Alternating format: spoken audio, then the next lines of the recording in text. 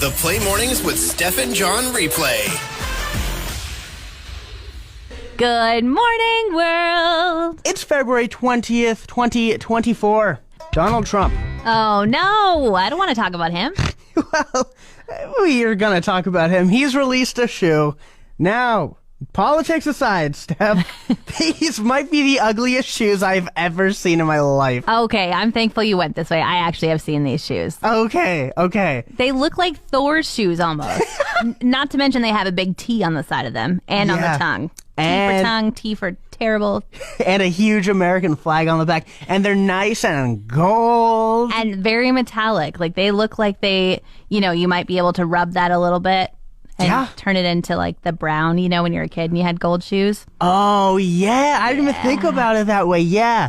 But apparently these are built with the highest quality of materials. Okay. As all shoes are. We know that very well. Yeah, some sort of leather dusted in gold. All right. Well, however, as far as shoes go, the sneaker game, and I was in the sneaker game, I'm still kind of in the sneaker game, it's crazy. John's a sneakerhead. He has a $600 pair of Nikes. You actually wear those, don't you? I do. Okay. Yeah.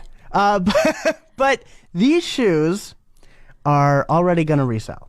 Now, they haven't been released yet, but only 1,000 pairs will be released, which obviously is an astronomical amount of, 9 billion people on Earth?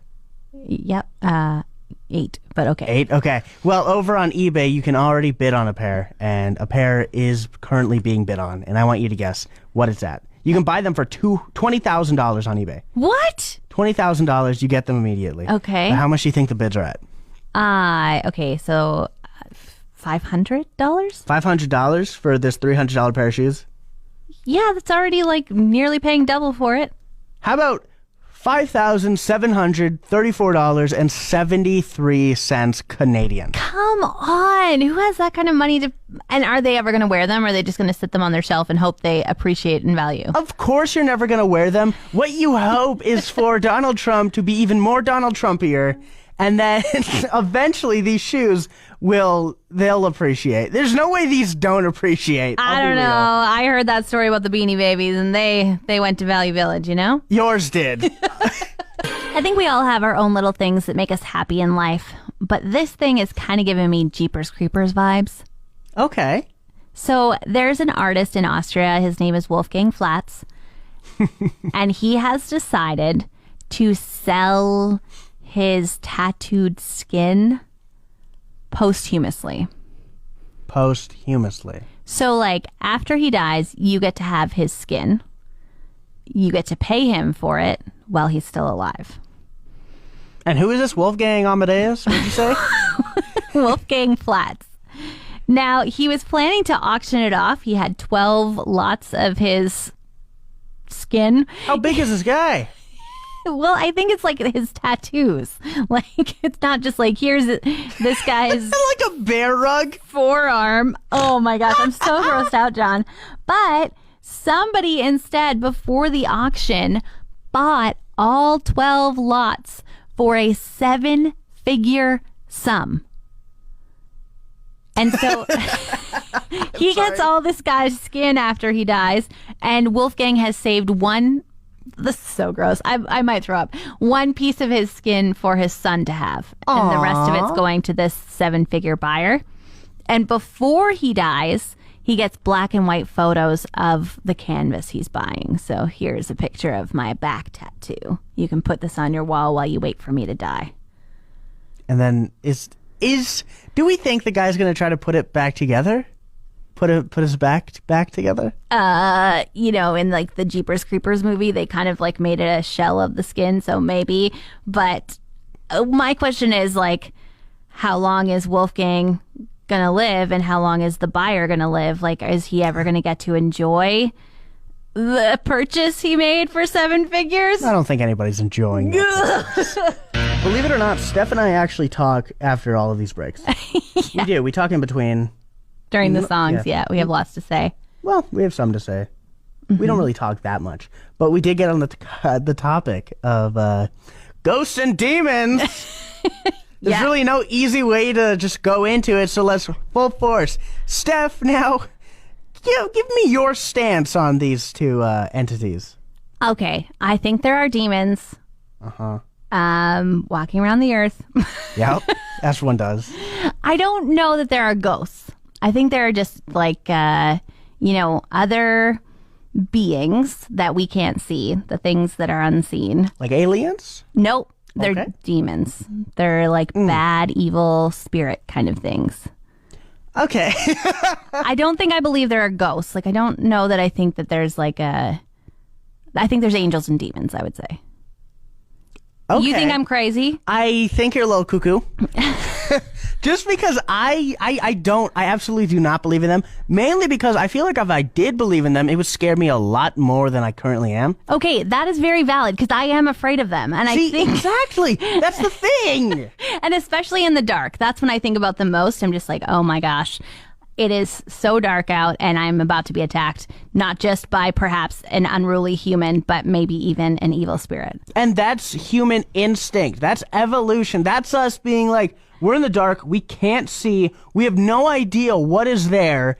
And why would I want to put in my mind that, hey, there's a demon? Ghost? Sure, fine. But a demon? I'm surprised you believe in ghosts, but you don't believe in demons. I don't believe in ghosts, but I'd rather believe in a ghost than a demon. Because ghosts are just, ooh, I'm going to move this lamp. But Yeah. demons are like, we're coming to kill you. But what are ghosts? What did they used to be? Are they just a ghost or did they used to live in that spot? Or like, what are they up to? But then what are demons? What did they used to be?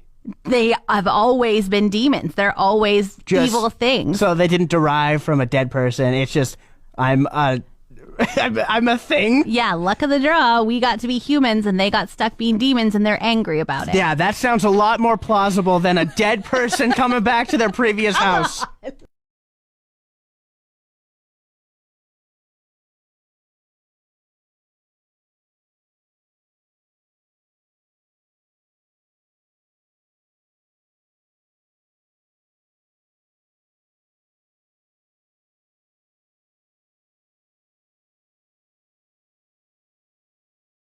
History making weekend when two teens from a Colorado high school were offered scholarships Nice. for their cornhole playing.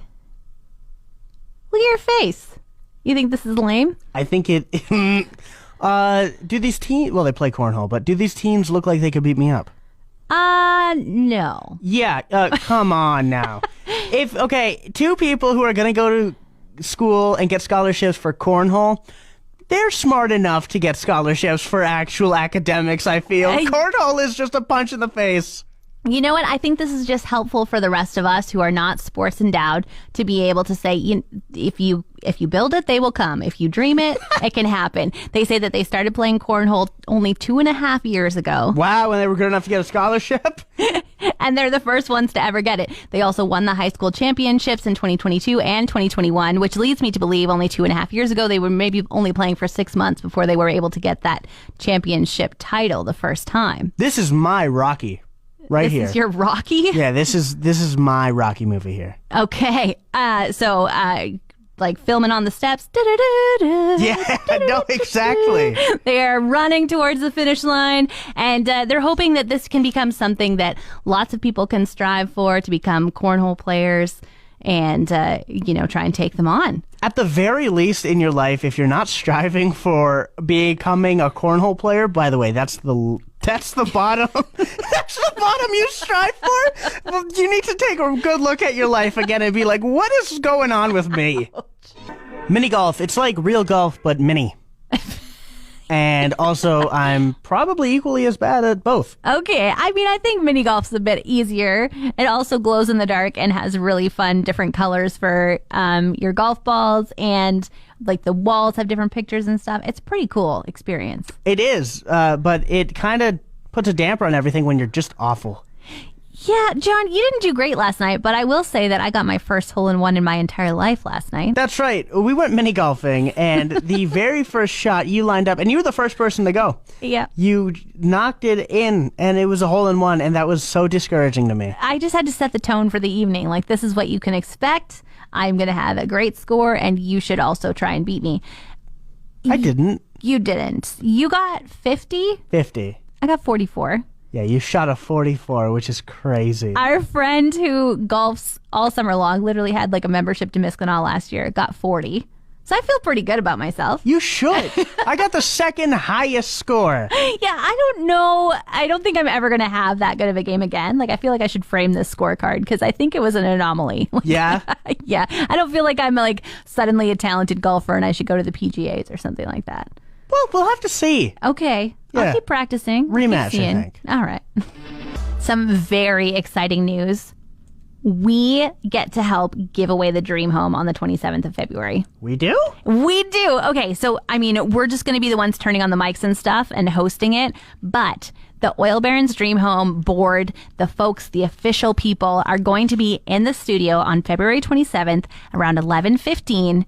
And they're going to do the draw, and we're going to announce the winner of the house. Yeah. That $1 million masterpiece with all that beautiful furniture in there. It is going to be given away on our airwaves. And then afterwards, in case you're not listening at 11:15, we're going to call you. So if you want us to call you that day, you got to make sure you get your tickets. They're still available? They are still available right now. That's crazy. I know. You still have a chance to get in on it. Not only that, there are tons of secondary prizes, $25,000 giveaway, $10,000 giveaway, $5,000. So you could get, once you buy your ticket for the Dream Home, that also includes that. And the 50/50 tickets are still available too. So giant payouts available, still available. And we're going to get to do it together on February 27th. We just might be calling you. I tried my hand at a world record we spoke about last week, and it did not go as planned. And I've gained respect for people who break these world records. I do. So this one was shoving matches up your nose. Yeah. How many matches were you supposed to put up there? 69 to break the record, and I got 42. However, I would have broken the previous record had this guy not broken it. Okay. What was the previous record? Previous record, I think, was 40. Okay. Yeah, and I got 42. You worked really hard for that. You know, I feel like matches look really small till you start trying to put them in a small hole in your face. And I did the match side. Everybody I spoke to was like, why'd you do it match side up? And I was like, well, that's the way the guy did it. Do you think it would have made a difference had I gone the other way? I might have made a slivery difference. Like you might have got some cuts inside your nose. Ah, okay, yeah. I also think that if you're not doing match side up, then you're just putting sticks up your nose. Yeah, you know? right? And it's not matches. Yeah. Okay, so when you posted this video yesterday, I was crying. I was laughing so hard. So how many did you get again? 42? 42. It is a worthwhile watch. You should definitely go and see John try and break the world record. I'm glad you got some video evidence. Also glad I wasn't there to see it because the end's pretty disgusting. Thanks for listening. Don't forget to subscribe to the Steph and John replay. Find more Steph and John at play1037.ca.